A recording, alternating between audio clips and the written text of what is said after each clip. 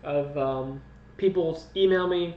They submit topics they want to share, things they're passionate about, things they think are meaningful, and then I spend a Friday for 8 hours sitting on a Twitch stream, um, letting people tell me what they think about those things, having a conversation about it, creating a space for a thing. Wow. Novel concept. Today it was Dungeons and Dragons and someone's relationship to it in regard to exploration, social interaction, and creativity. These are things they feel are all readily available within the game, things that they've gotten from the game. I've never played the game. Yeah. I'm a wild, crazy soul. And it did leave me curious. I'm like, because like if I'm here with this concept, with this idea, with this instigation, that's the kind of notes I've taken today. What kind of things are people exploring? What kind of things are people doing to promote their creativity, to engage in meaningful social interaction? What is meaningful social interaction, right? Do they play Dungeons and Dragons? If so, what's it like for you? What do you get from it? Why should we all do it with you? What is a dungeon? Am I a dragon? It's my hit song of the decade right there.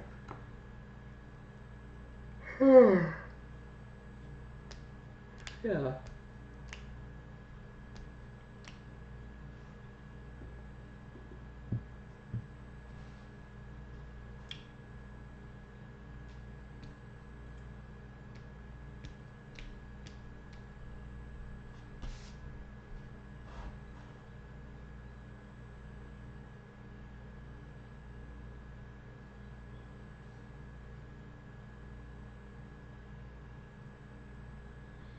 So I'm just chilling here, kind of thinking about, wondering about any of these things. If any of these words matter to you down there in the blue, I wrote them here today.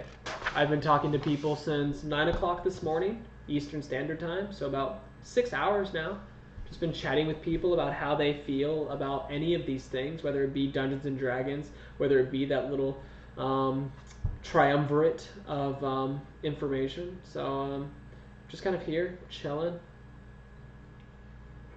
willing to let anybody talk to me about anything, really. But these topics are important to people. They're kind of what people decided that they wanted to think about and share about and talk about today. So that's what we're here for. We're here to engage the people and what they care about. That's seriously just, yeah. Want to become famous by followers. Wow. Thank you, Lou Husband.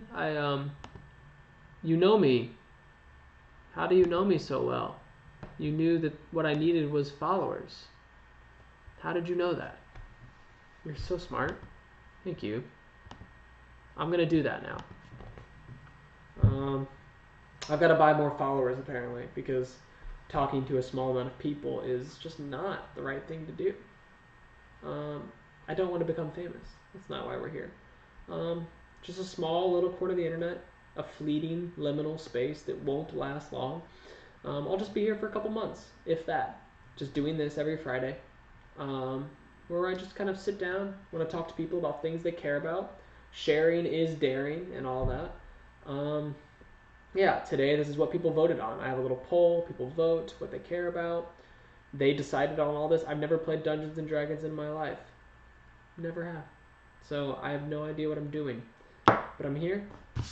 This is my map of what I've written today. I know there's a big fish on it. There is a fish.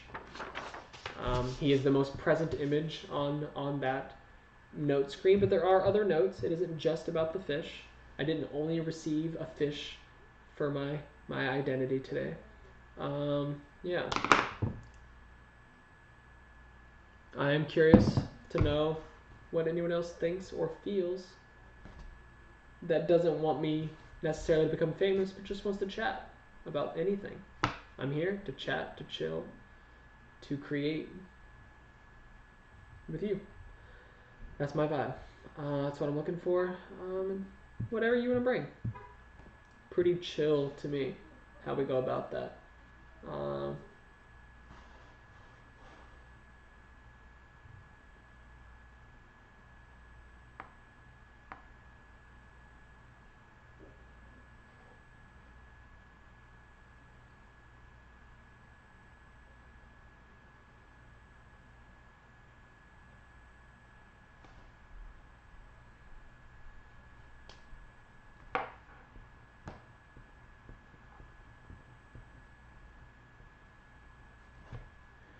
So yeah, just kind of chilling here.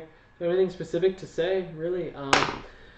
Today our sharing topic was voted on and decided on by my patrons. So it was decided on by everyone. It was chose my patrons, kind of people who support me and what I do.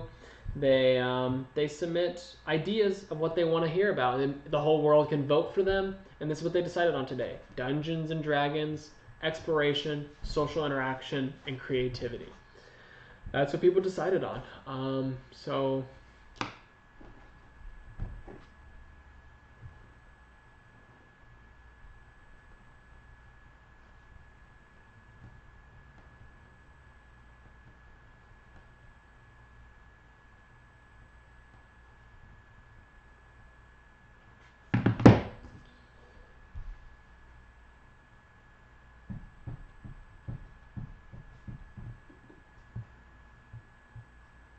I'm just chilling here, really.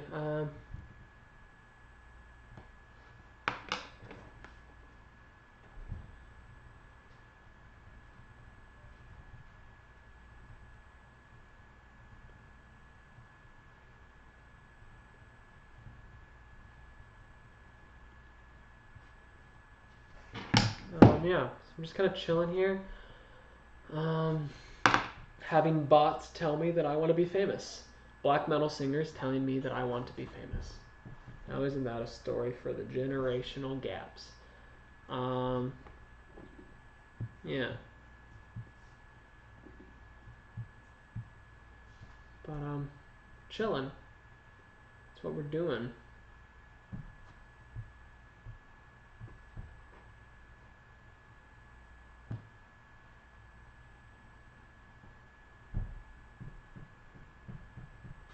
And yeah, it's kind of it's a slow afternoon, really. We had a good group of chats this morning with people about any and all of these words. If you don't like some of these words, that's fine. I've never played Dungeons and Dragons before, so you don't have to have played it either. We can just talk about exploration, social interaction, creativity. Do any of these words matter to you? Any of them? Any of them? I know I put them in a space, they're all the same color, it seems like they're related to each other, and they can be apparently. Someone told me that they are related, that indeed dungeons are related to social interaction and dragons are related to creativity. These are things that people have told me. I'm just choosing to put it on the internet.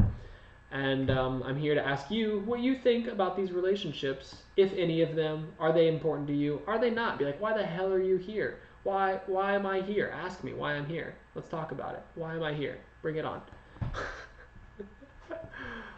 Yeah, so I'm just chilling. Here to talk to people, engage with anyone who cares. The bots don't talk back. I learned that, so I stopped talking to them.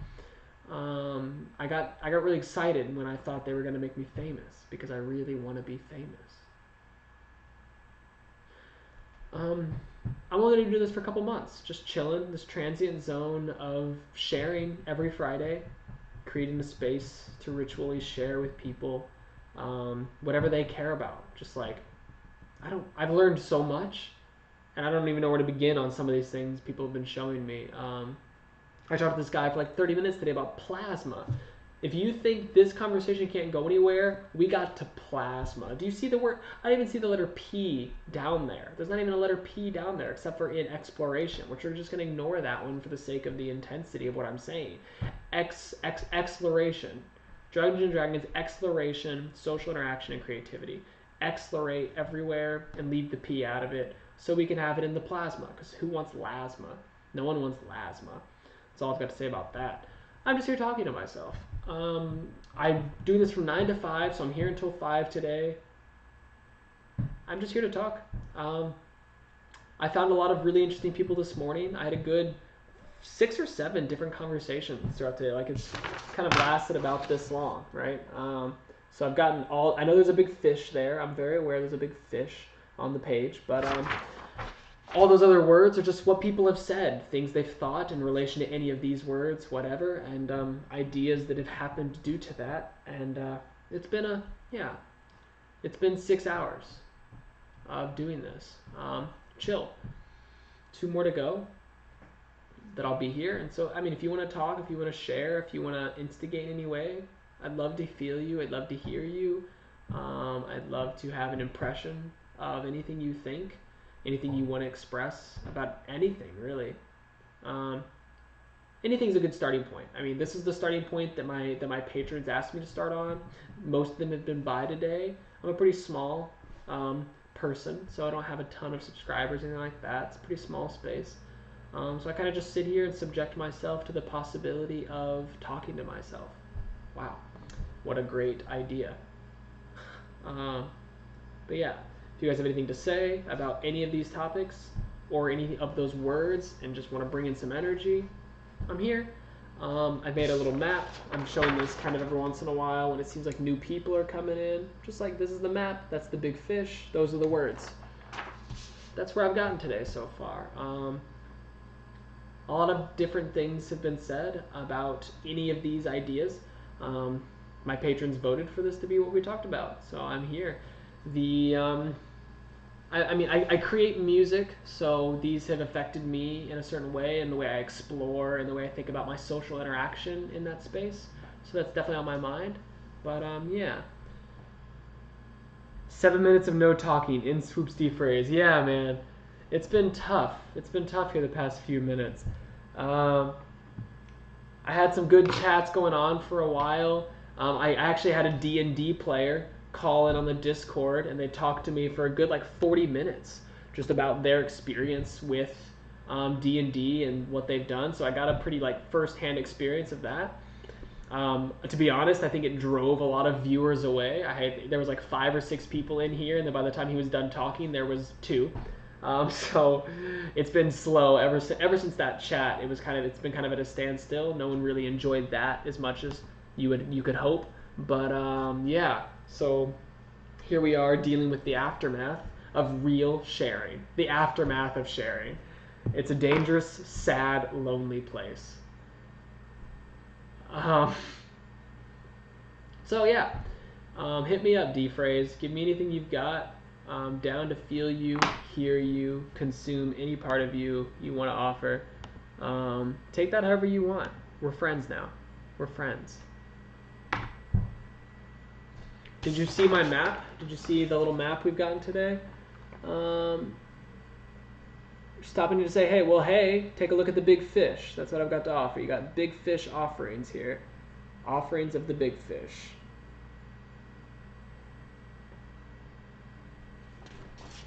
Those are your offerings for today.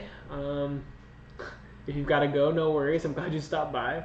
But yeah, that's our map of ideas for the day.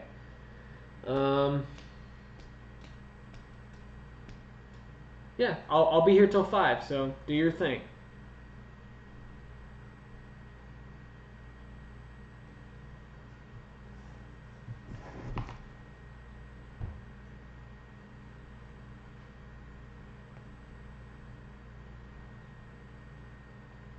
Aw, thank you.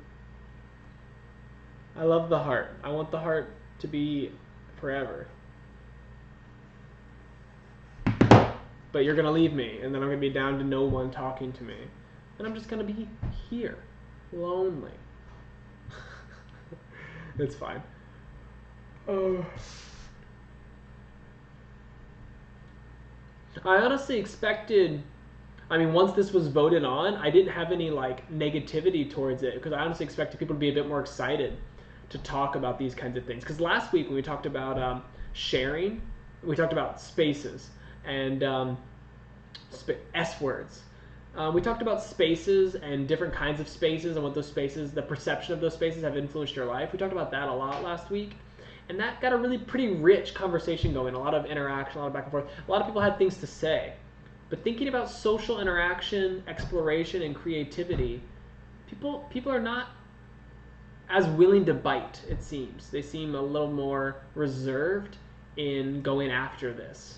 And I'm not making some kind of like assessment based off that, because it could just be last week people were less busy than they are this week. Wow. Time, energy, resources, all that. But topically, it has been a little more difficult to pull people in to this space. Not necessarily the Dungeons and Dragons part. I've never, like I said, I've never played Dungeons and Dragons, so it's not really something I'm super familiar with. But getting the people involved at all in today's chat is not nearly as easy as it was last week, which is interesting. Talked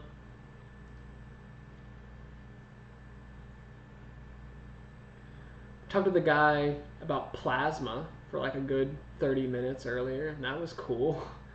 Gave me a thing to think about in regards to what plasma is and how it's being used by certain fields.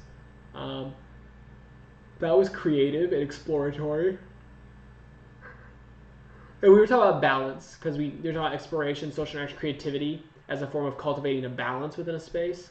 And so in talking about balance, plasma came up, because plasma is apparently what the sun is and how it is able to constantly be its own fire and not burn out. It's like a plasma ball. I honestly just didn't really think of it and know that. So here we are. Educated. Educated.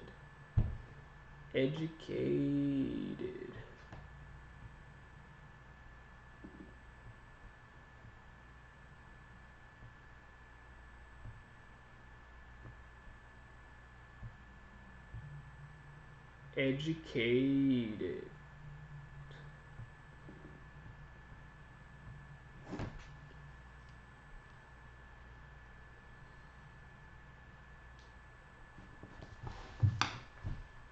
Yeah, so I'm just kind of chilling here. Down to talk with anybody, really. The general topics are, as cited, exploration, social interaction, creativity, Dungeons and Dragons being the heading for that, because the group of people who voted on this thought that that game was a good vehicle for it. I've never played it, so I do not know. But I'm here for anybody who wants to talk about any of those things. Are you a creative? Do you like exploring? Do you find social interaction to be something you're thriving on, or something that inhibits you? Dungeons. Do you own dragons? What is a dungeon? Am I a dragon? That's funny. Yeah, so I'm chilling here and kind of feeling a bit of a loss as a way to continue this. We had a good round of people earlier, a good kind of like inertia going, but it seems to have fallen off to the wayside, and it's in these moments I'm not quite sure what to do.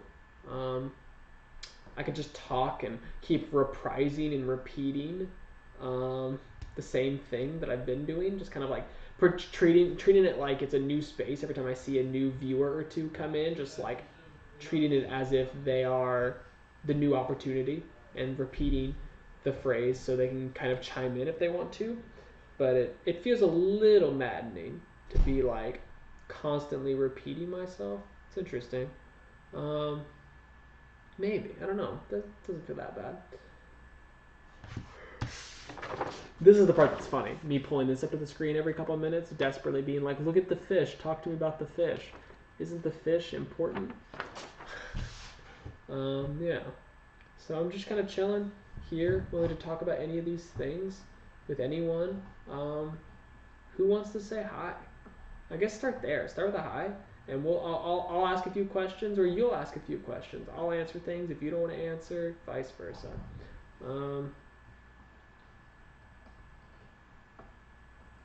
Yeah, just kind of hanging out with the people.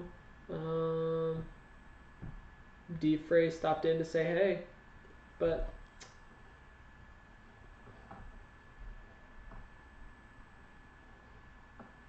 yeah.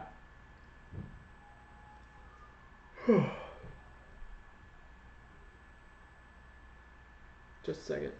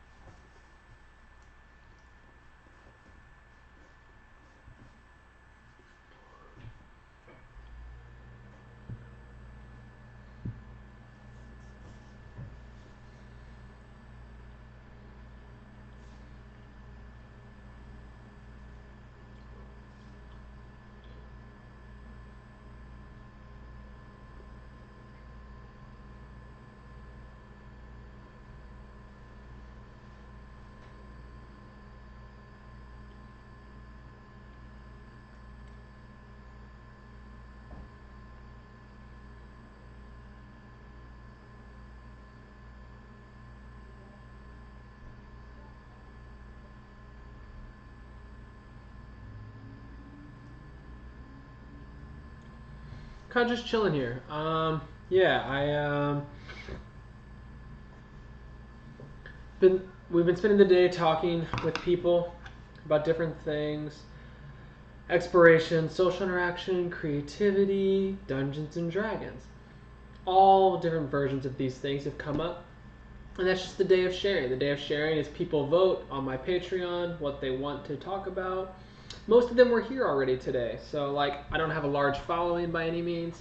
But I spend 9 to 5 doing it because people come in at different points during the day, and this is my day to work. It's my day that I work. I chill here, I share with all of you, and see what you have to say. Me and my sunflower here. Sunflower not always included. Tree has always been included, though. Me and Tree go way back. Yeah. But the situation is a bit dire this afternoon. There isn't really much to say.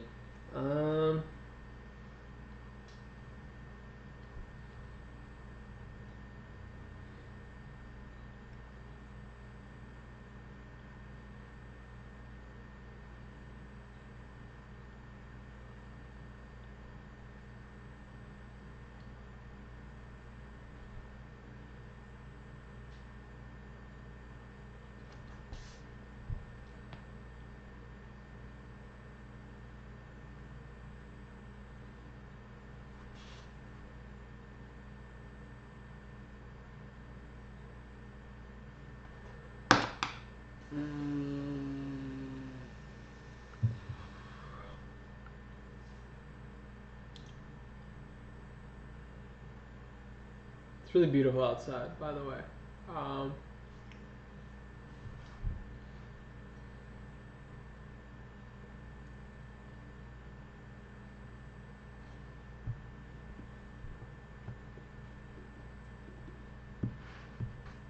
In the deep trenches of the internet, there's still sunlight.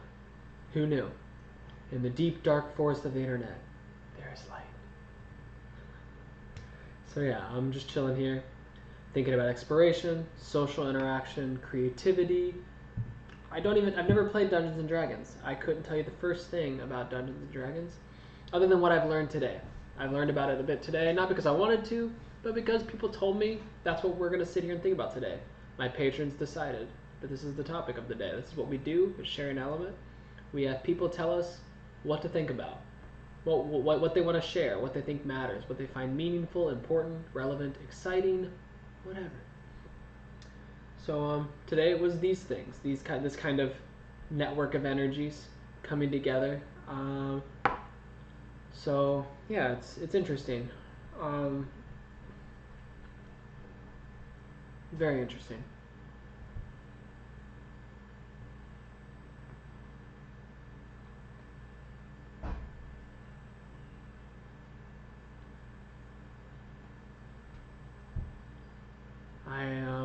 Not much to say in regards to it right now. I'm kind of just waiting on people to show up and say more. I have this little map here of like what I've done today in regards to it. I know there's a big fish on that page, and that is negligibly important.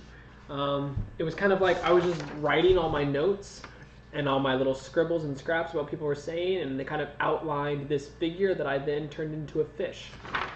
So my notes kind of outlined a fish on accident. And we had an emergent fish kind of day so far.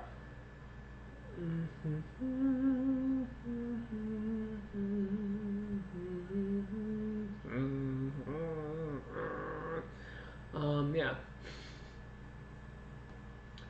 So I'm just chilling. A lot of my people who wanted to talk about this subject today have come and gone. I had a few phone calls. I had a few Discord server chats come in. And so a couple different voice calls. If you want to be on a voice call, hit me up. Let's voice chat. Yeah, so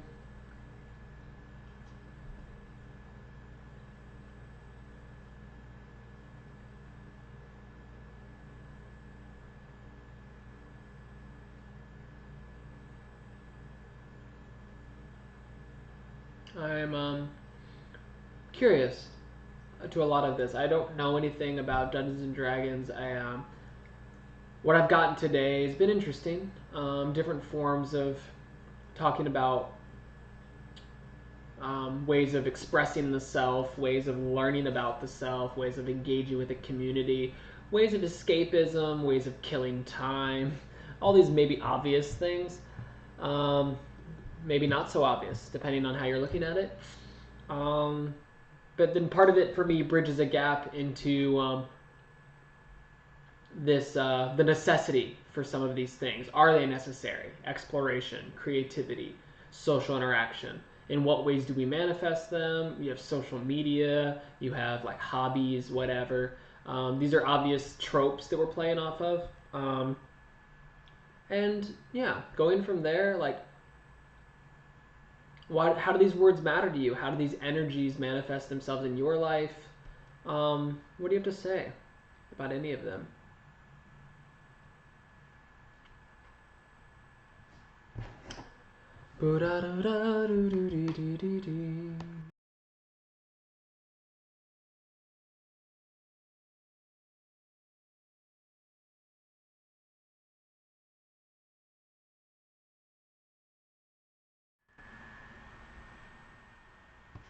Yeah.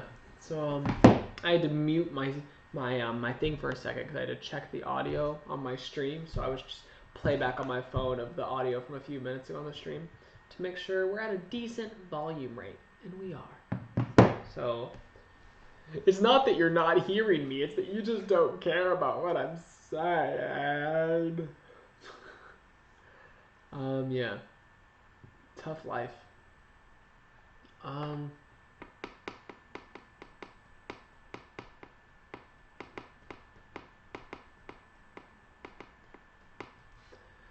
Yeah, I don't know. I don't know what to say about this space. I kind of I feel trapped a little bit. If I'm gonna make this a performance art experiment, I can say I feel literally trapped right now.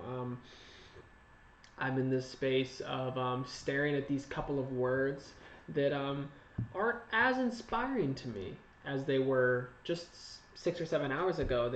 I've really filtered through a lot of these words, and yeah,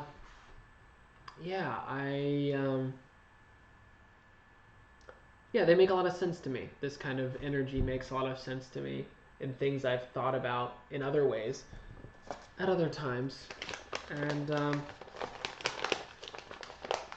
I yeah, I'm curious to see what other people think. I don't know. I don't know what to offer this space anymore. I think I've laid really laid a claim on the potential of this energy as far as my own thoughts are concerned.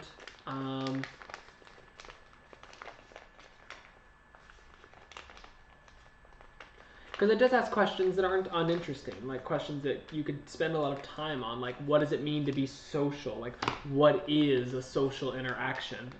That's not an uninteresting question as far as I'm concerned.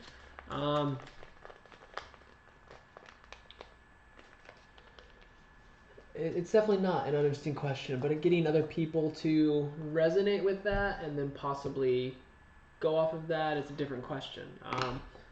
Getting people to be involved with the possibility of talking about what a social interaction is. What does it mean to have a social interaction?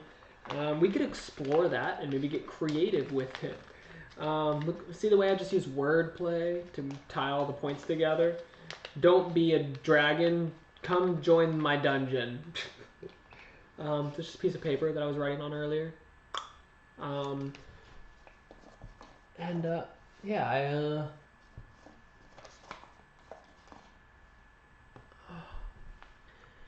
I've got an hour and a half left to chill here and think about anything you want to think about with me, and that's kind of where we're at. I don't really have much to say at the moment.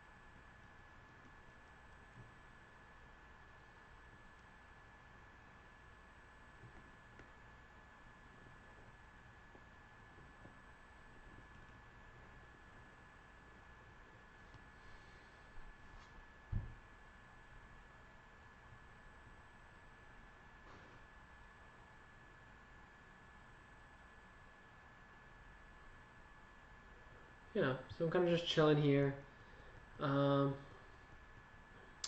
allowing a space for any of these conversations, questions, concerns, topics, anecdotes, places of intrigue, confusion. There are many possibilities to what we can talk about here. And just talking. We're just here. We're just chatting. Wow. That's what the Twitch thing says we do. We just chat here. So we trying. We out here. And kind of the topic that my patrons gave me for today: Dungeons and Dragons, exploration, social interaction, and creativity. And I just decided, because I've never played D&D, so I don't know. Do any of these words matter to you? Do any of them, like Dungeons and Dragons was a set of words that just did not matter that much to me at one point. So yeah, I didn't really know what to say, but here now, curious to feel what other people can bring to the energy, to the space. So I don't know.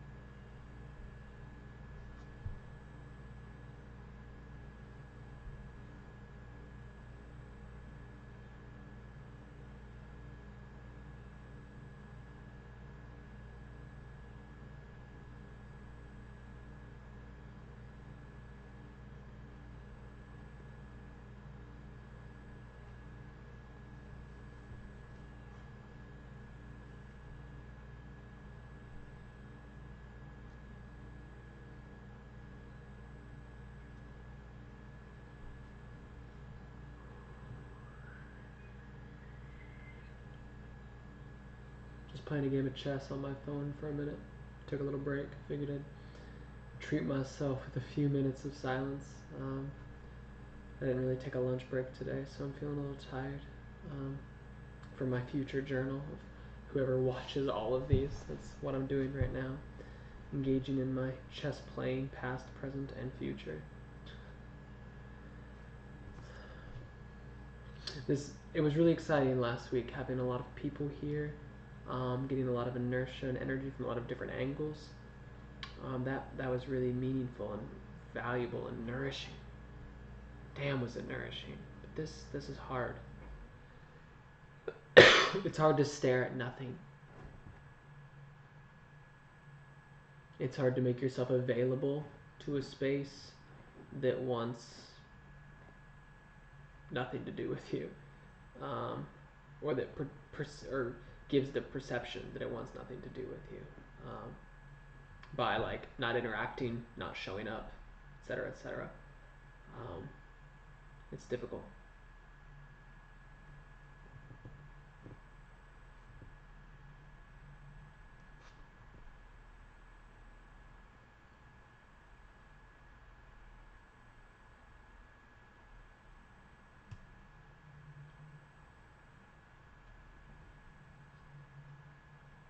We're just gonna sit here with a solid 0 for a hot minute and just let that train ride.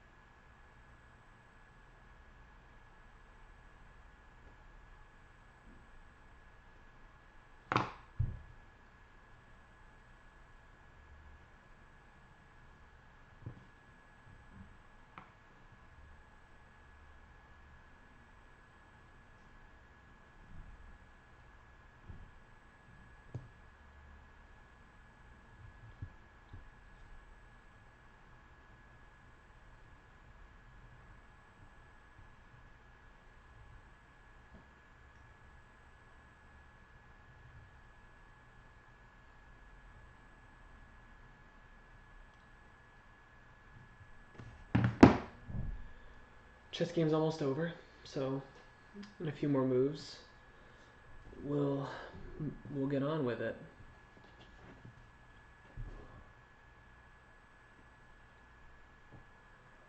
I'm playing someone from Saudi Arabia. Fun.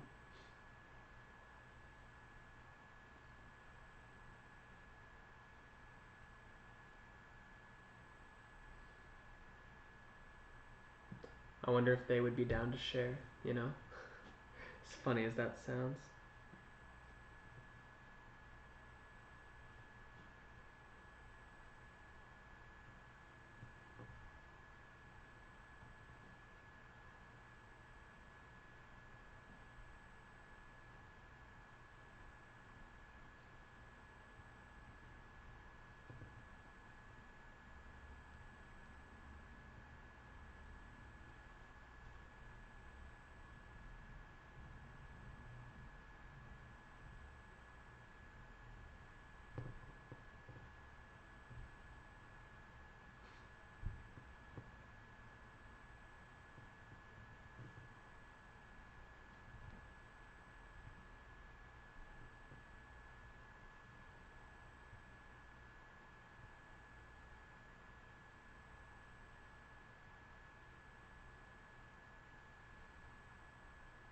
I think I've got him, but we'll see. That's where we're at right now. I'm the white pieces. He's the black. His move.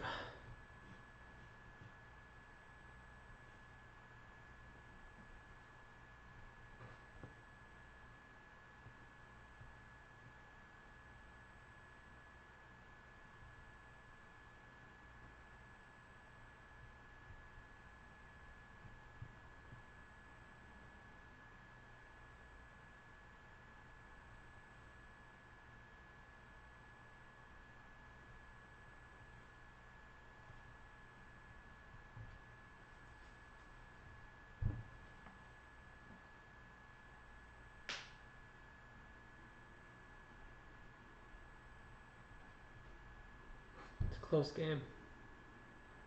I know you're all dying to hear about it. So,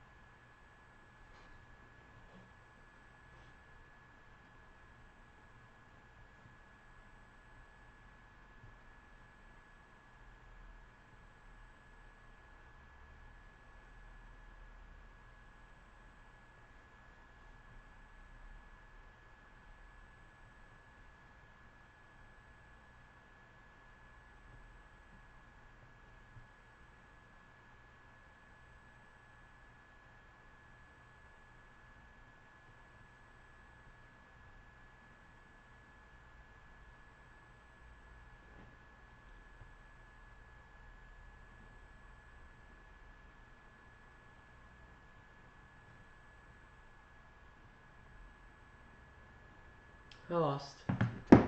Close game, but he got a pawn to the other side of the board, queened it up, and took me out. We were tied in material, and then he got that queen before I could. It was down to 2 rooks each in a pawn game, and he beat me in the 2 rook pawn tactics.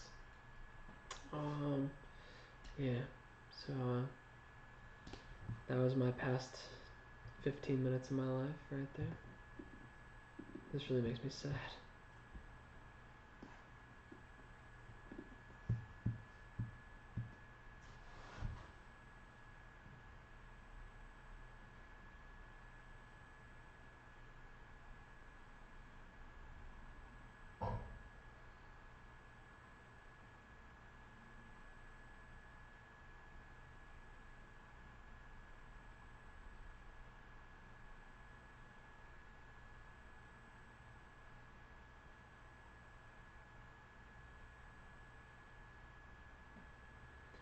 Welcome to Share an Element. Been here since 9 a.m. kind of talking about these kinds of ideas in different forms. Do any of these words matter to you? That's kind of the question, really. Today's the day of sharing. All my patrons decided this is the kind of stuff they wanted to share about and be about, and so here I am, subjected to it. Yeah.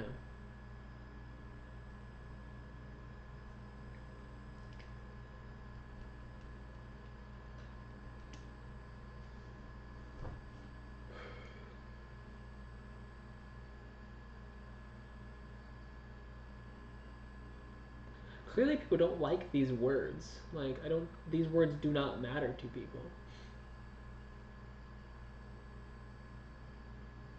Just surprising to me.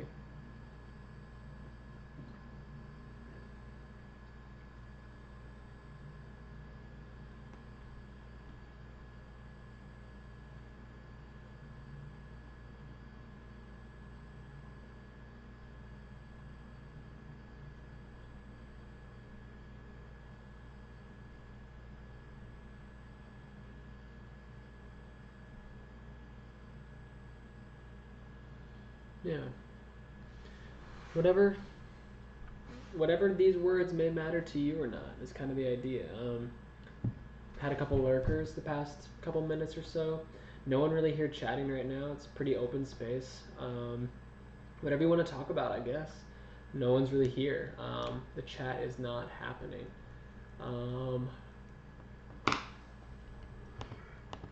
It was chat me up. There was a lot of talking earlier.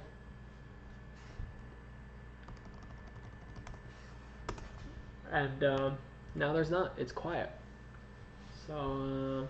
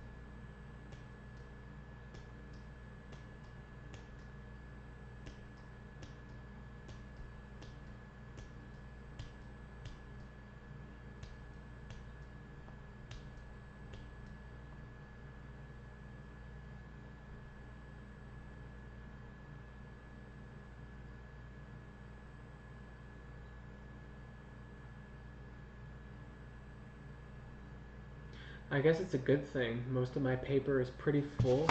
My notes for the day. They're pretty full, so there's not really much more for me to say.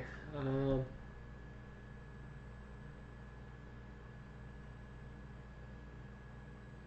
least not much more room for me to write. I could write inside the fish. I've sectioned him off as something you don't write in, but I could write inside the fish. So if you want to be inside the fish, let me know. There's prime real estate for new ideas right inside the fish. So these are just the notes I've taken from what people have said for me today from the past 7 hours. So I've been sitting here since 9 o'clock this morning. So yeah, about 7 hours now, almost. And yeah, just feeling it out. If any of those words matter to you in any order, in any degree of relevance, let me know. I didn't choose these words. They were given to me. They were prompts that were given to me from the outside, the other, and I am a bearer of those words and the conversations to have with them. Democracy is hard. But yeah, welcome to Sharing Element. This is the project. This is what we're doing. We're sharing Element.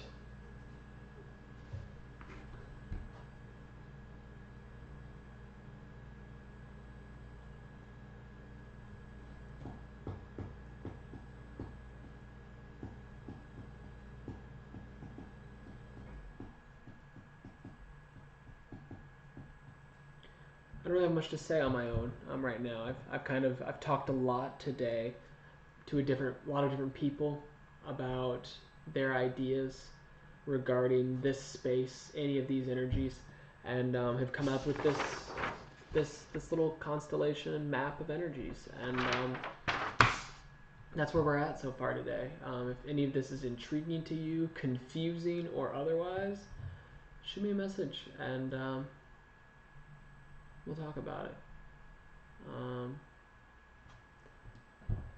Can't force you.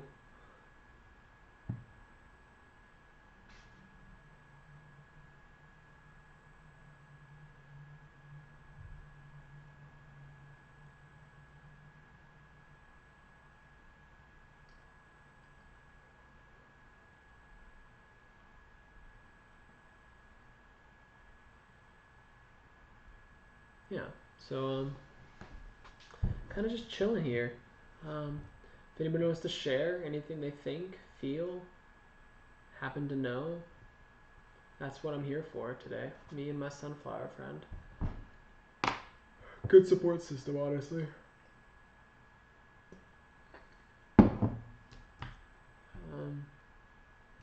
Yeah. It's been pretty quiet the past little bit. Had some good chats this morning, but it's kind of petered out at this point in the day.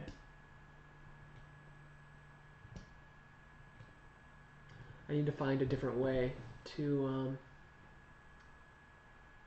create a meaningful energy these last hour or so, because people go on and move on to other things. So, yeah.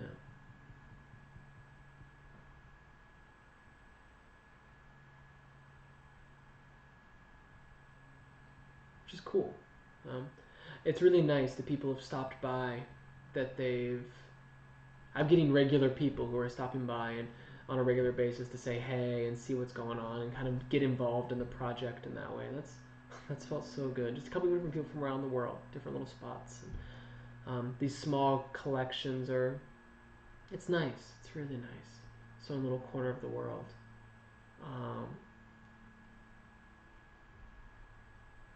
I'm not like privileging exclusivity by saying that. Just kind of to show that what's happening here has meant something to somebody makes me feel a little less crazy. And it's nice to hear people and feel people that want to share, that want to have something to say, that just say that, you know. That's where I got all this from. All this is just people today who have had different things to say. Some of those things agree, some of those things disagree. There's just a lot of different conflicts that are going on, yeah. And confluences and conflicts that have been interesting to take note of and pay attention to.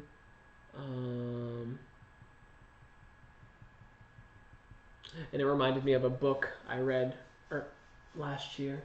It's been a little over a year now since I've read that book, but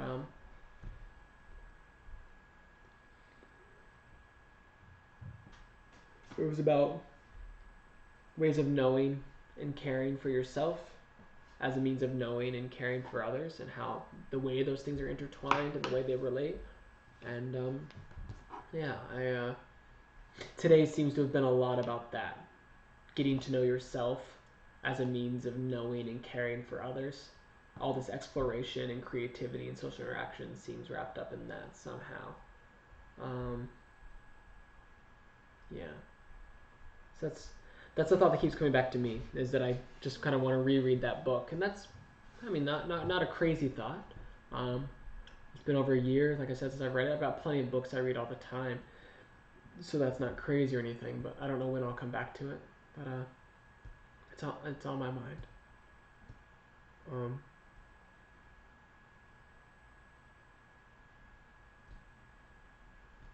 Escapism is another thing that keeps coming across my mind in regards to this. People talk about video games in regards to escapism, so that's like not interesting necessarily, but escapism is something that's not a bad thing, as a balancing mechanism, a tool for experimenting on yourself, on the world around you, in circumstances that may not be that dangerous, you know? Like, sometimes escaping to a certain environment that lets you experiment in a way that won't harm yourself or others can be useful. Yeah.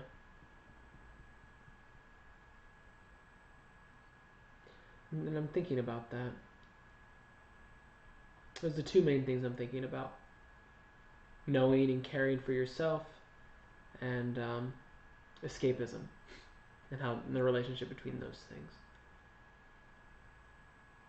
But that's what I got out of what I've talked about with people today. I'd really like to know what you think, what you have, if you're getting anything out of this, if you were there. I know I'm likely talking to myself, I get that. But that's the nature of this platform. It's kind of I had a good amount of people here earlier really sharing, engaging. That's how I got all these notes. I promise I wasn't talking to myself the whole time to write this stuff down.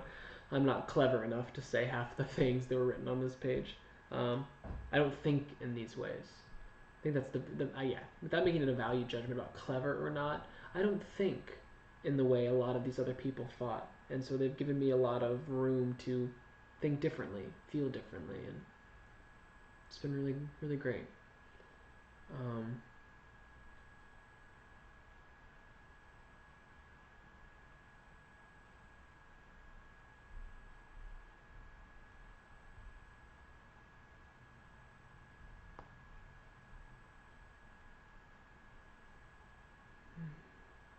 I'm a little tired, but got an hour left. Hopefully in the last hour we get a little bit of a crew in here that ramps up and wants to have something to say. Last week, the last hour was really fun. There's a good amount of people here, a good vital energy, really nourishing. Me sitting here in this quiet room talking to myself it's a little exhausting. I mean, anybody who's interested in like that, it is. It's tiring.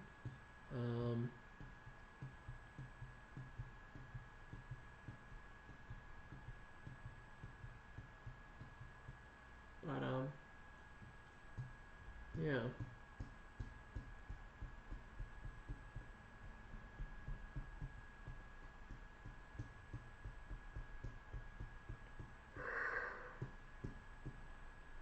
Just feeling my body. I'm not like tired and complaining about it, or by any means. It's not the kind of like, just kind of a general heaviness that I'm feeling.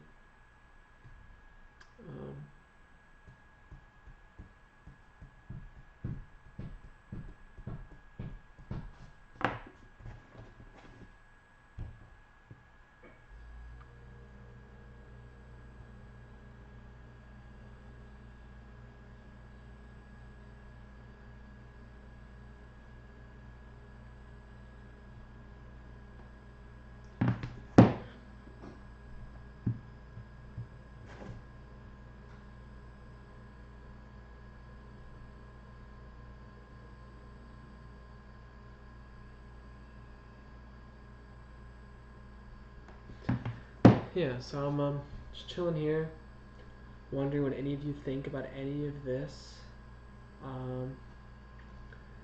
Because that's what I was asked to do today. As the Sharon Element Arbiter, I was arbited into this democratic vote on exploration, social interaction, creativity. The main prompt that prompted this was a guy talking about Dungeons and Dragons and what it means to him, what it meant to him when he started playing Dungeons and Dragons, how it taught him all of these things, and showed them to him in a way that was new and exciting, and it vitalized his life in a way that's been meaningful.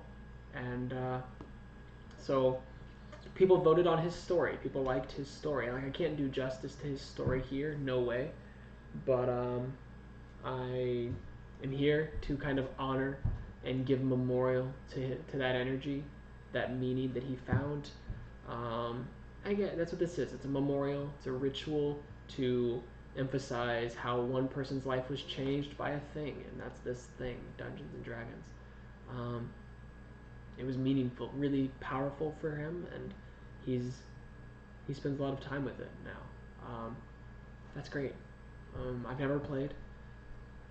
I may not anytime soon, but it's really great how what it's done for him, how it's affected him, the way he wants to bring it to people and show them something else in the world. That's really great. So I'm here to just kind of facilitate that energy existing and let people talk about it, let people mention it, let people refer to it, whatever.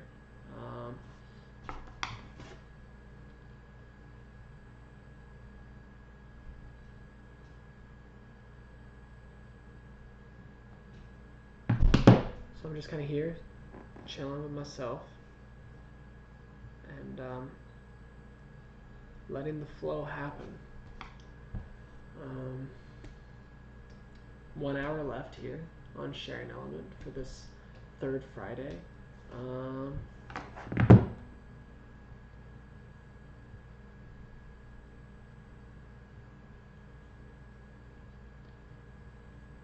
But I want to talk.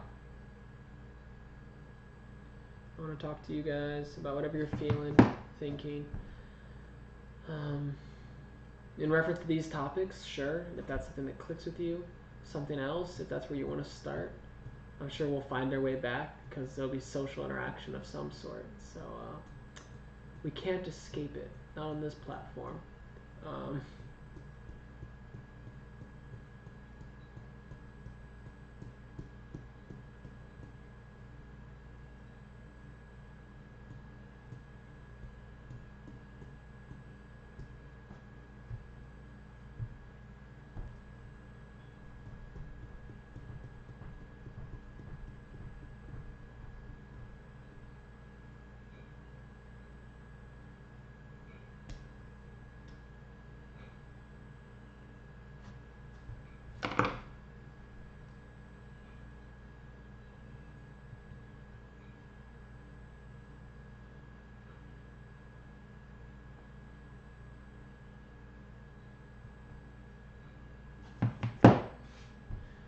Yeah, so I'm just kind of chilling here. Don't have much to say. I talked to a lot of people today about these topics. I've never played Dungeons and Dragons before. I have no idea what it's about, but really, but the quotes, exploration, social interaction, and creativity were said to be important points of departure by the people who recommended that we talk about it. So yeah, so here we are, kind of embedded in that space.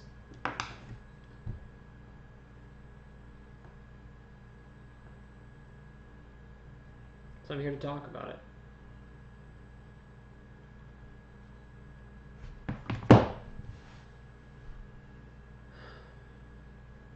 A little sleepy, but killing it. Here to chill, here to talk, here to engage in whatever way somebody finds meaningful to engage.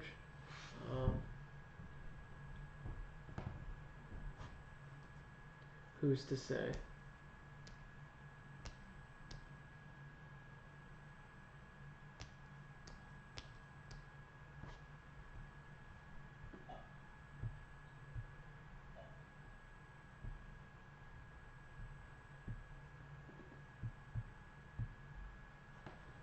But yeah, I've done this map so far today. It's kind of, I know there's a big fish in the middle of it, but this is kind of the energy of what people have said, what they've thought, how they've felt in regards to this space. So I'm knee deep in it. Knee deep in it. That's what I've got.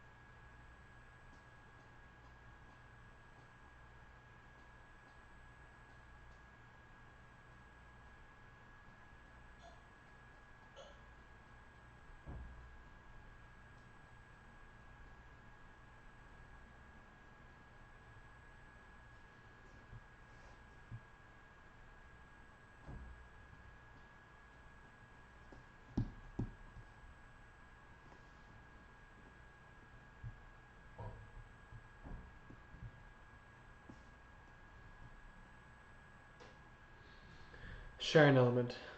We're here. We're a bit quiet right now. A lot of our supporters left for the day. They've got things to do. It's cool.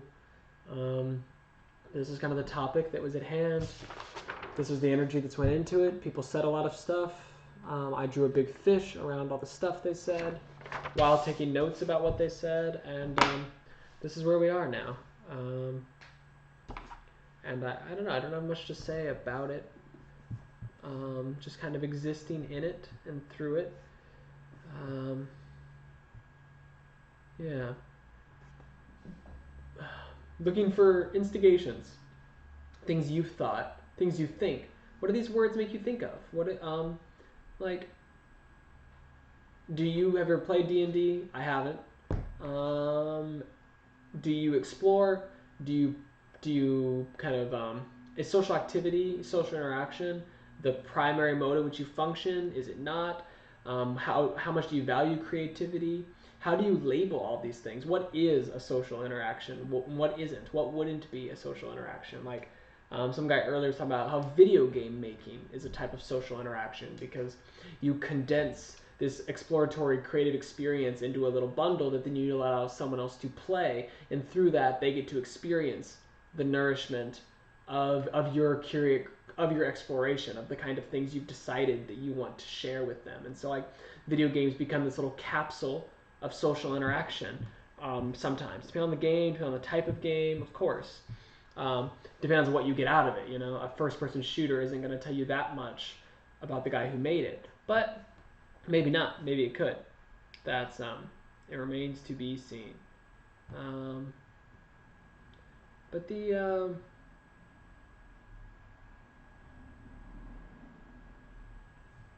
yeah.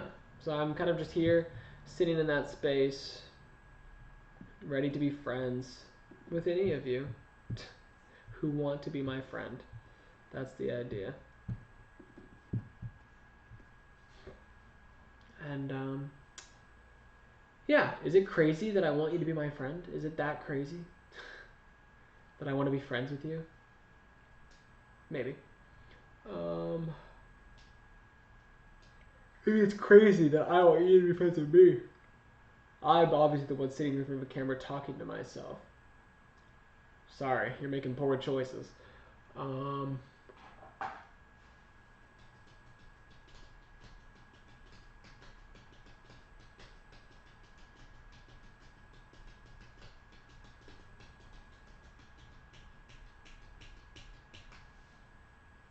Yeah. I do not have much more to say at all. Feeling at a loss. This is tough. Yeah, so I keep seeing the number count go from 1 to 2 to 1 to 2 to 1 to 2 to 1 to 2. And one of them is me because I'm sitting here on with my chat on my phone so I can respond easier. But like, it's interesting how people aren't interested in engaging with any of this. Like, people who are showing up that are sitting on Twitch, obviously clicking on this. What do you got? What are you thinking? Do any of those words matter to you? Yeah, very quick to just disappear.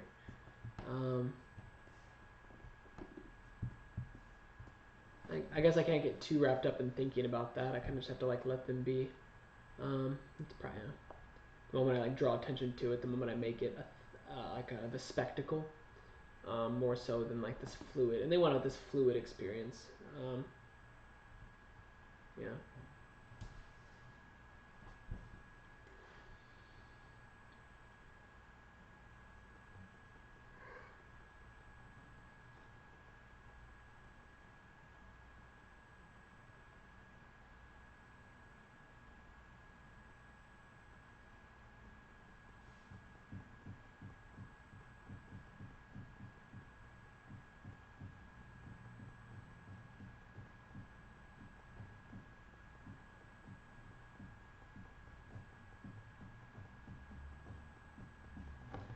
Yeah, so I'm just kind of chilling here.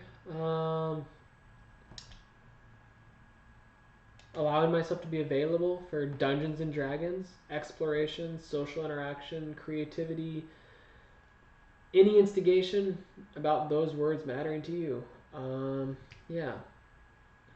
It's been a bit slow the past little bit. Had a lot of good talks this morning. People were really going in, so I took a lot of notes, drew a couple pictures. One of them is a giant fish, which if you have information to add, ideas, emotions to offer, they will likely go inside the big fish because I don't have anywhere else to draw because I made a pretty big fish. He just kind of took up the rest of the space. The rest of the space was fish space. Fish space.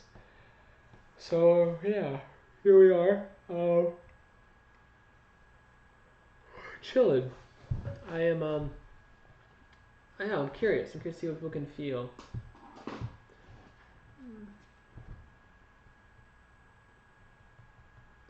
I had a lot of good talks earlier. A lot of people showed up. in and out.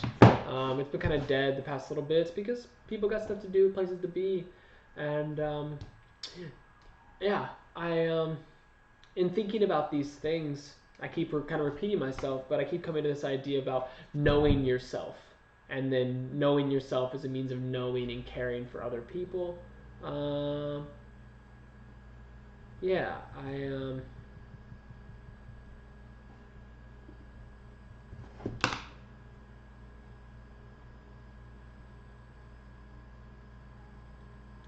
sorry, I'm getting into a texting habit at the moment because I've been kind of bored the past 20-30 minutes. I've been just kind of texting people, but I'll come back because I know you're biting at the bit for me.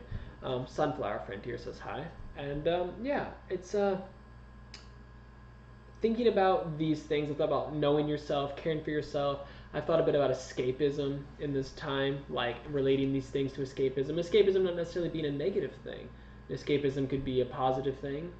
It's a tool for sure. It's a tool that we use in a lot of different aspects of our life, whether it's role playing or whatever. Different kinds of addictions play into that, and yeah, it's been a heavy day. I think a heavy day, a day that's hard to open people up to.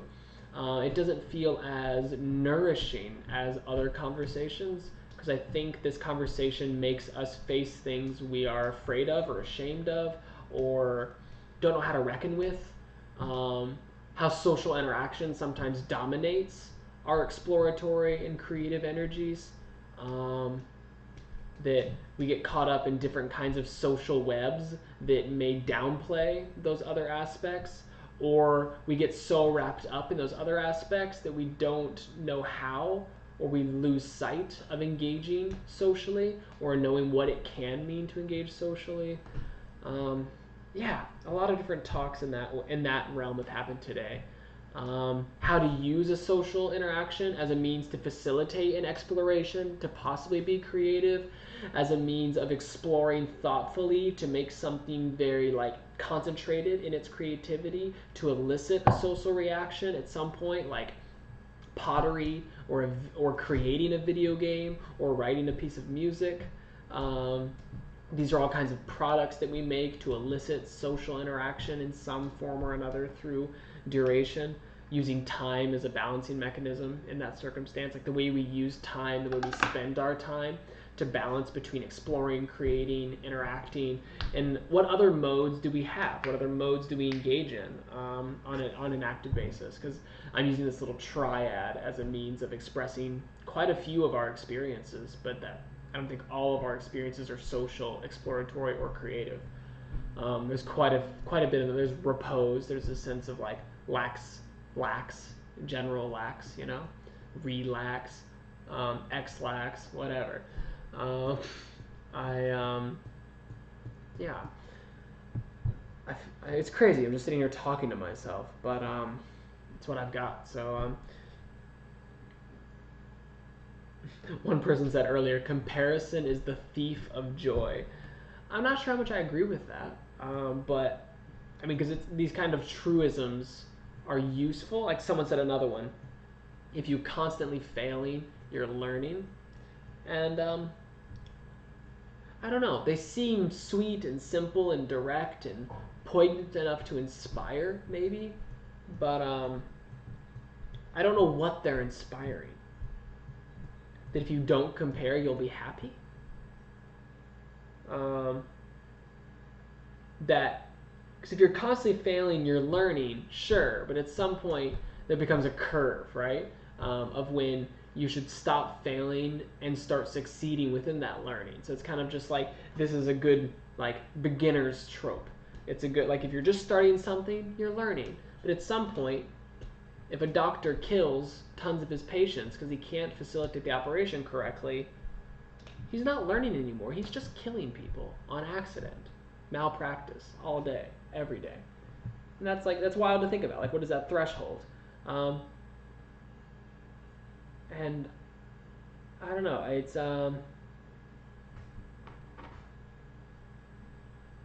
It's hard to think about meaningfully. Because if you take the other quote, comparison is the thief of joy. Then like it's saying like the only way to be joyful is to not compare, and I don't know how to feel about that. It's that also seems ridden with like complexes and like different energies, because it's saying that joy is a pure thing, that if someone compares themselves to someone below them, that isn't joy, it's like some kind of greed, some kind of being overly prideful in a circumstance that may make you feel happy and warm, but that's definitely not joy, because joy is this pure kind of feeling. And so if we're not comparing to feel joy, because comparison is the thief of joy, what helps us feel joy? What is joy? What does comparison do? Comparison sets benchmarks, it sets thresholds. Comparison can be quite useful, but this is suggesting that comparison just steals your joy. I don't know. These little truisms, they bother me a lot. They get caught up in these kinds of... they instantly refer you to a certain space that they would work in. And so you take this like emotional energy. It's like a little emotional energy bar. And you're like, yeah, I know where to put that. And you put it there and it works. But then you end up focusing on that circumstance maybe too much. I don't know. It seems it's definitely not a one-stop shop. It doesn't fix all your problems. And they kind of present themselves like they do. That this kind of sums up that comparison is bad. And it kind of sums up that failing can be good. And it's just, or that failing is good because you're learning. I don't know. I don't buy all that as directly. And I wanted to talk more to the people who said them about that. Because people said those things earlier today in the chat in regards to some of these ideas we're talking about. And I don't know. I don't think I believe them. But it doesn't really matter what I think. It just matters how I relate to other people. So I'm trying to relate to other people. And right now, nobody wants to talk. So I'm just talking to myself.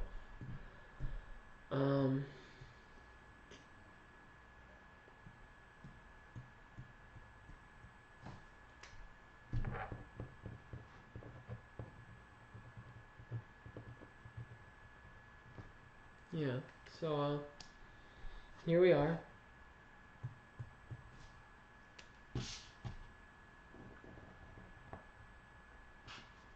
Kind of chilling. Not much to say as far as I'm concerned. I'm hungry, if anything. I didn't really eat lunch today because I've just been doing this, so I didn't really eat much. I gotta figure that out. Gotta figure out how to make Fridays something I can like eat during, because I want to facilitate these energies. But yeah, in case someone does show up that really wants to talk, I don't want to like not be here. So if that's you, that's what I'm here for. I'm literally hungry. I have not eaten much today as a means of facilitating whatever this can be, and that's strange. Maybe I shouldn't do that. Yeah, I just feel like 9 to 5. Just want to be here, Eastern Standard Time. Be the guy who's sitting here on the internet waiting for you to tell me how you feel about any of these things, to share, to experience, to learn, to teach. That's, I guess, the hard part. Hardest part of what I'm doing for anybody who's listening right now is like I'm asking you to teach me something in a way. I'm asking you to be someone who's vulnerable enough to sit on their Twitch stream, their like kind of daily activity of scrolling through Twitch, and like tell me how you feel.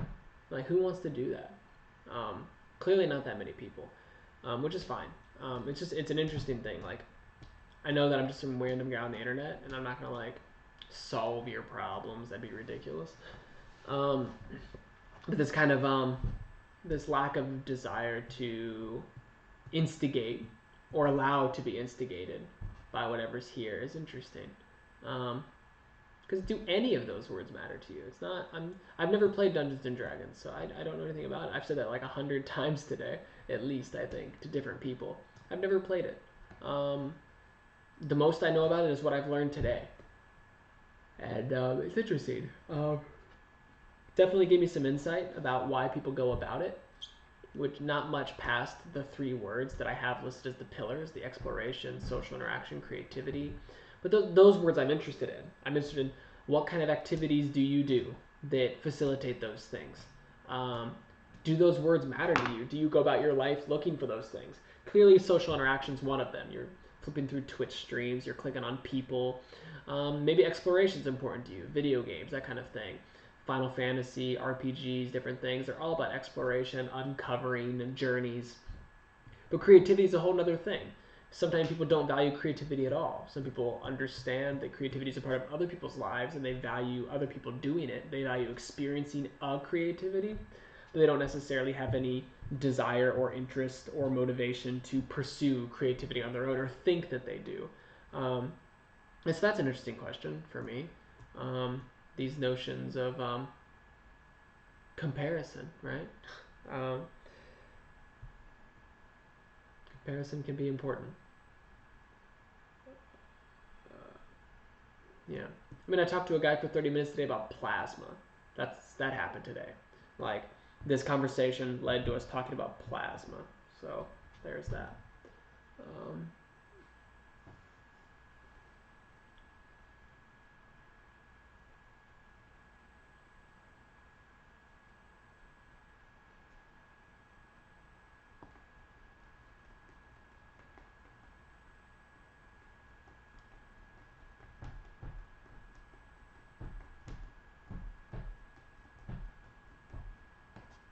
Yeah, kind of just chilling here today. Not many people floating in and out right now. It's a slow afternoon. But if you're here and you're not feeling shy, let me know what you think about any of those words. Shoot me an email if you don't feel like chatting here. Check out the Patreon just to see the info of what the whole thing's about. Not asking for your money to read what the thing's about. Just like see what I'm up to in this corner of the world. See what kind of ideas that matter to me and the people that I care about, and become one of the people I care about. There's a good chance I already care about you. I just want to talk to you a little bit, I guess. Yeah, that'd be a sharing topic. All these sharing topics are chosen by my patrons. They submit them to me by email, and then people vote on them. The whole world, like you included, can vote on what my patrons choose as the topics, and whatever gets the most votes gets on every Friday. So we're here, we're doing it.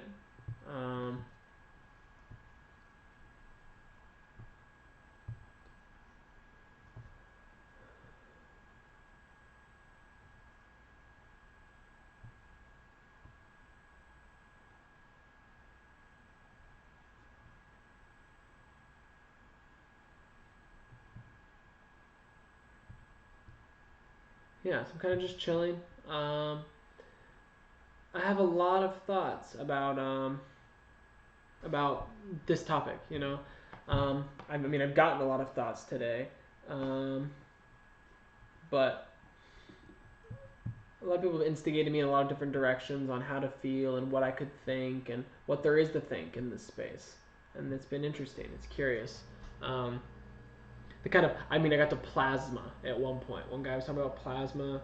I keep mentioning the plasma because it really threw me off that we got there. But we talked about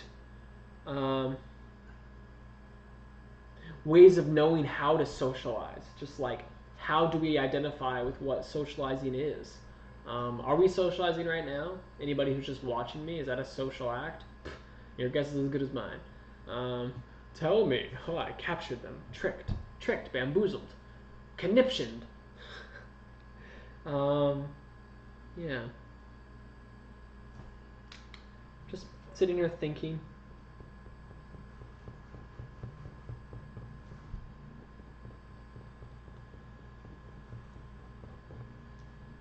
About these things, these ideas, these topics, my relationship to them. Yeah,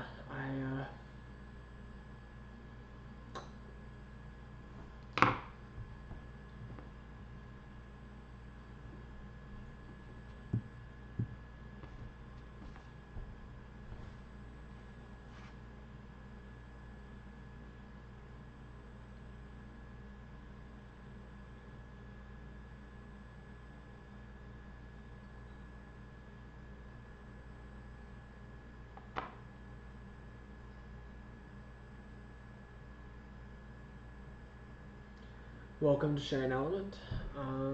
Yeah, just chilling here today, thinking about exploration, social interaction, creativity, all under the umbrella of Dungeons and Dragons. Apparently, was what my patrons decided was a meaningful platform for that. I've never played D&D, so it's not something I'm familiar with. So it's kind of I generalized it a bit. So do any of these words matter to you? And if they do, in what way? Like, how do these words matter to you? What do you think about these words? Um, I've got a lot of instigations today in this domain about these words. This is kind of what people have said, what they've thought, what they've felt. And yes, I'm aware there's a giant fish there. I've used these jokes a lot at this point. I've repeated myself a lot the past like 40 minutes or so. It's been pretty dead since about 3:30, which is like almost an hour ago. Wow. And yeah, I've just been sitting here. I'm here till 5, so not much for me to do until 5 p.m. other than sit here and be available for any energies people want to offer. So I'm here, whatever that's worth. Maybe not much. Yeah.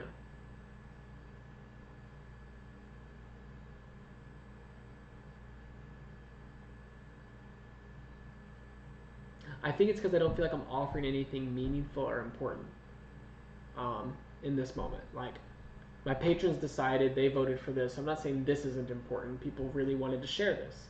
But, and those people stopped by. I had quite a few people stop by today. I think I've had like 6 or 7 different conversations about this today. So I've had a good conversation an hour kind of ratio. But the last hour has been dead. A little dead. Wild. But it's okay. It's a strange space I'm cultivating, this corner of the internet that I'm making, wanting to do these days of sharing. Every Friday, 9 to 5. My patrons email me, then random people like you can just vote. You don't have to be a patron to vote, you just vote. And you get to help decide what gets put on the channel every Friday, what we talk about, what we share, what kind of things are worth sharing, what kind of things people want to exchange and open up to, and where can they lead? Because obviously not everyone plays Dungeons and Dragons, so this idea of exploration, social interaction, creativity, how can that fuel you to want to do other things? How do you do other things to gain those experiences? Those are all, it's all ripe and fertile ground in that way. Yeah, it's interesting. The handful of questions I've come up with, or thoughts I've come up with about this little space, they seem rather personal. Not personal as in like I can't share, but personalized as in they're rather specific to me, rather than maybe what someone else would get out of these words, these energies, this kind of network. So yeah. This is someone mentioned earlier an idea of energizing discomfort, like an uncomfortable scenario that gives them energy, that kind of like promotes them to be a bit more on their toes because they're a little out of their element, and kind of like it being a kind of a guilt-free experimental zone. And I don't know if that's what this is for me right now, talking to myself. I feel pretty guilty. But yeah, just feel a little heavy-hearted talking to myself for an hour when I've been doing this since 9 o'clock this morning. Because I've already exhausted and engaged in a lot of the potentials of what I think and what others have given me to think about it. Yeah. I'm not quite sure where to take it. I'm here because I've dedicated myself to be here until 5 p.m. But I don't know how to get people involved at this point. Like I keep seeing viewers go in and out, and yeah, I feel bad. People are clearly looking to have a conversation. People are clearly looking to engage in some way. When you come to a small chat like this, and you know there's not a lot of people there, there's some instigation to be involved in a local chat. Maybe not you talking, but just hearing people talk, and maybe just me talking is enough. but then they leave, and then I'm realizing that I didn't offer them something, and that's so lonely, because I like feel like I'm doing nothing but asking about their lives. Like, who doesn't have a social interaction? Who hasn't explored or experienced exploring or been excited or afraid of exploring? Um, who hasn't created or experienced something that came from creativity? These seem like large enough tropes to go off of. That maybe they're too large. Maybe the space is one of maybe it's just purely intimidating. So like, I don't know, that's like everything, man. I can't pick one thing. And yeah, there's something to that. There's this lack of specificity. There's 27,000 different kinds of yogurt on the shelf. Are you gonna buy yogurt today? Probably not. No, sir. Give me 6 different kinds of yogurt, I might make up my mind. But if you give me 27,000 things of yogurt, sir, I'm not even going to go into your giant ass yogurt store. That is just like a little much for me. I don't have a background in yogurt. My background in yogurt is minimal, therefore 6 yogurt options already seems quite sufficient for me to make a healthy decision towards my probiotic future. Wow. Rambo is an adult film, right? Back to the glory days.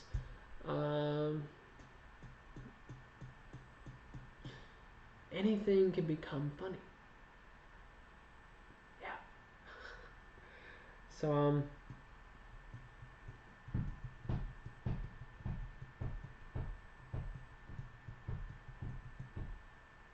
I'm just kind of sitting here, rounding up my day. It's 4:30 p.m. now in the Eastern Standard Time Zone, and I've got a half hour left of the sharing element here. No one to talk to so far, which is okay. Some people don't want to talk, but if you're just coming around, this is what we've been doing today. This is what I've been doing. Making a little map. The fish isn't the valuable part. It's kind of what's left. The fish. That's the people. That's community.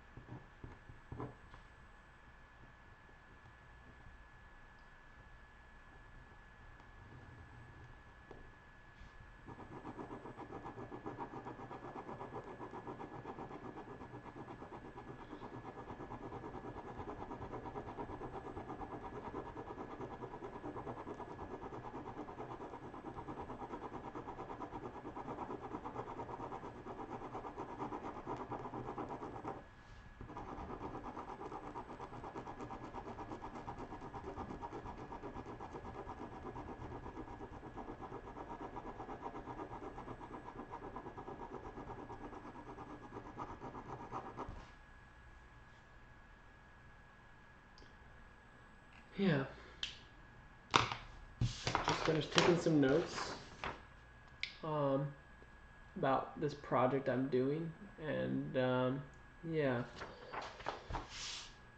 that's just kind of what people have said to me today. Things they've shared, things they've thought, things they've felt, and I've just put them on a piece of paper and organized them as a little map of what people have brought today to this space, to this channel.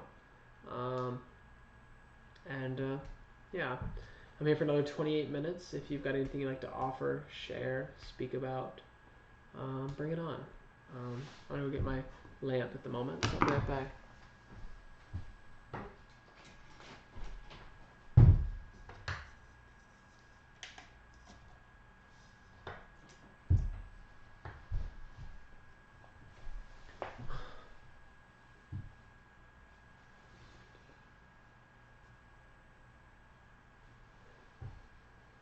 I don't need the lamp quite yet. I thought I did. It looks a little better without the lamp still. I thought my eyes just had adjusted to the darkness too much, but we good. We don't need the lamp yet.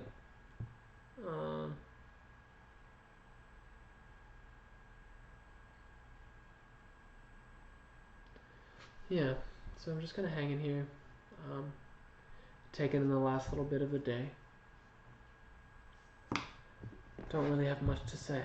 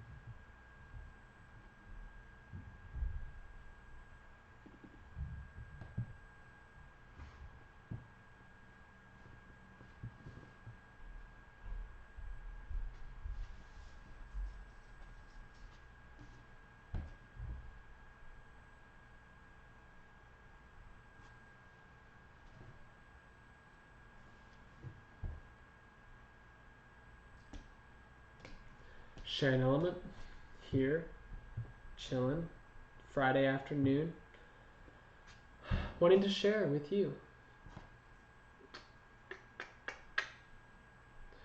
The topic in general is exploration, social interaction, and creativity. More specifically, it was instigated by Dungeons and Dragons, something I've never played before, but my patrons and people who follow the channel have decided that this is what they wanted to talk about today. So they came in and out, they said a lot of things. There was this little note thing had been made so far today. I've just been taking notes on what they've been saying, and drawing a fish in the process, clearly. I don't know. I'm curious to hear what people think about these things. I've been kind of talking a lot about them today, and I could repeat myself like I've been doing, but maybe that's not that useful right now. Maybe it's better just to kind of get a new perspective on any of these words, any combination of them. It doesn't have to be Dungeons and Dragons related. It doesn't have to be creativity related. If you just like exploring dungeons, tell me about it. If you just like talking and having social interactions with dragons, let me know. If you like to and the and in a creative way and do nothing else, and the and send me a good old and ampersand, you know what I mean? That's all I've got to say in that. Yeah.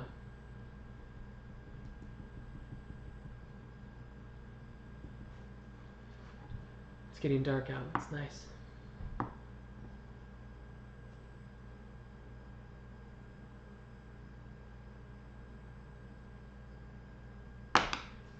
If anybody has anything to say, I'm here to chat, to talk, whatever.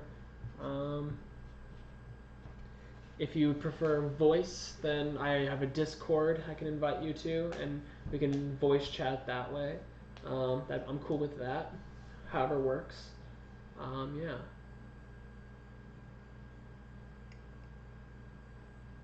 Whatever method is best for you to communicate your ideas, your feelings, your questions, hit me up. Let me know. Flexible person.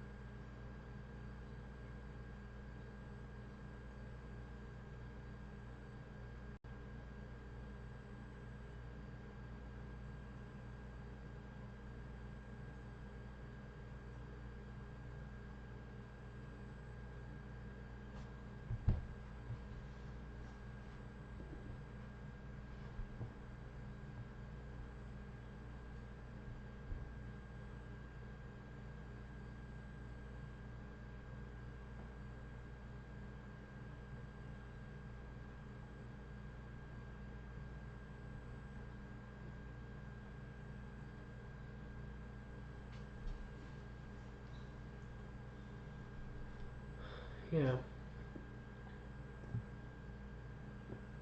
don't have anything much to say. I'm kind of just in this space for another 20 minutes or so. If you have any questions, concerns, compliments about my sunflower here, I'm down to receive. I'm down to give. If you just ask me what you want me to give, I'll do it. If it's all my money, you're going to be disappointed. But here we are.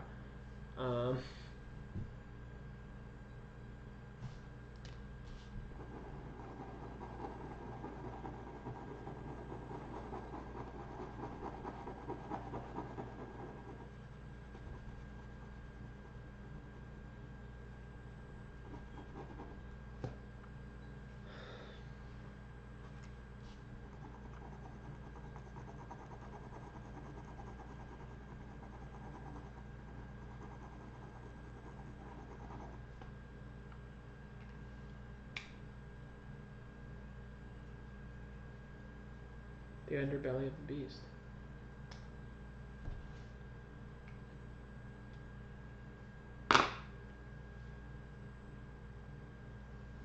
Fire, earth, water, wind.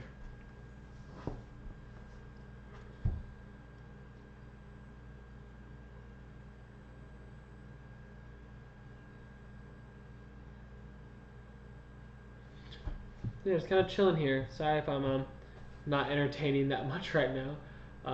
Kind of getting to the end of my day. I usually go from 9 to 5, and we're getting close to 5 Eastern Standard Time, and a lot of the conversation has died down. We had a lot of good talks today. This was kind of the map of things people said, all the words and all the notes. The big fish in the middle is just kind of one of my drawings here at the end. People didn't say much else, so I filled the space with a giant fish. And yeah, bye. That's tough.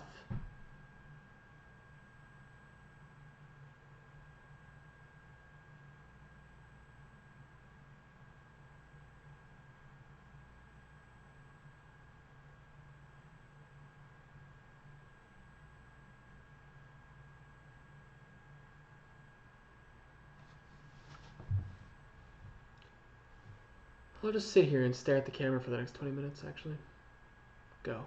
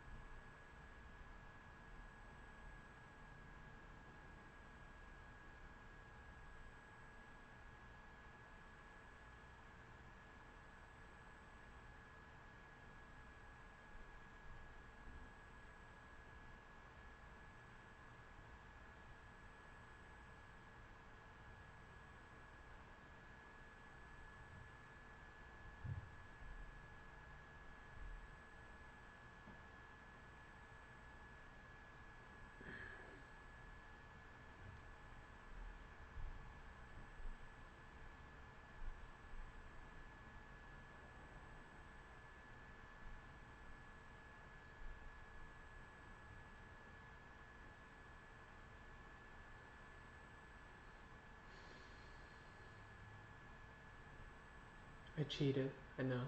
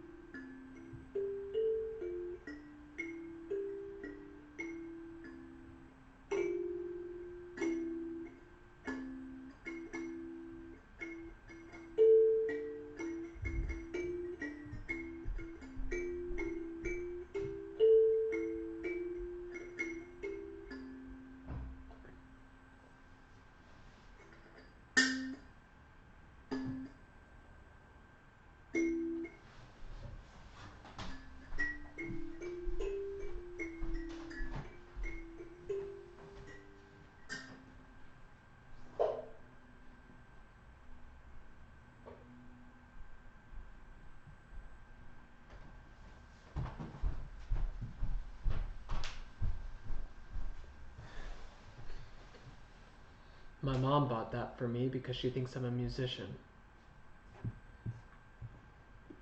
I'm clearly very talented at a great many things that are not that. Like breathing and sitting in front of a webcam. And drawing pictures of fish. I did that today. Drew some pictures of fish.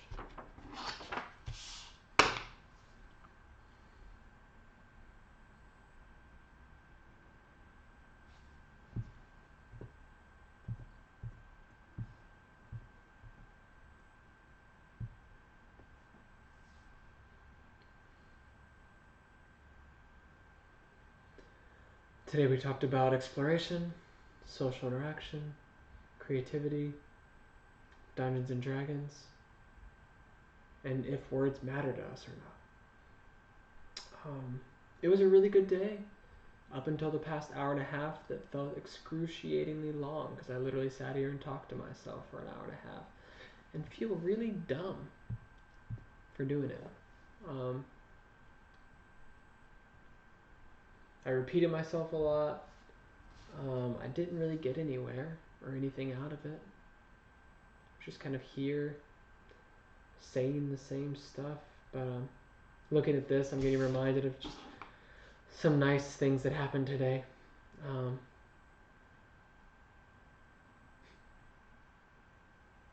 Yeah, so thank you for all of you who showed up today at some point. Thank you for those who voted for this topic so that we could create today.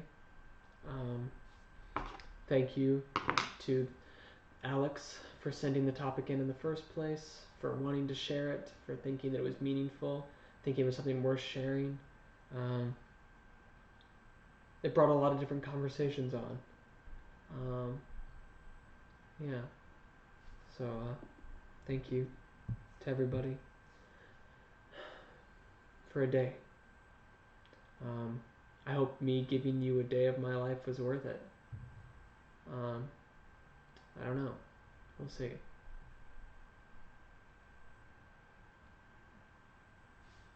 A good 8-hour day was spent in this space, and I don't know what people can say they got out of it, if anything. Clearly that points towards me struggling to find a lot that I got out of it. But I definitely got this entire sheet of paper. So I wrote all these notes down, all these words, all this kind of instigation of people's energies. So definitely something came out of it. Not quite sure how it all works yet. Practice. It's just a good sensitive practice of being with people, being around people, being in a space that includes other people, engaging with things you may or may not understand that well. I think that's part of what I'm doing here. But yeah, if you're curious, if you're here at all, hit up my Patreon just to read what it's all about, what I'm doing here for the sharing project, the days of sharing. You can vote for free. It doesn't cost any money to vote. It's just on Patreon because that's the poll platform, and I do have a set of Patreons that support me, so it's there. But yeah, it's a strange project, I know. But yeah, thank you for your day, your time, your energy. I'm tired now. This last hour and a half was a little sad. It's interesting the kind of things that make me sad.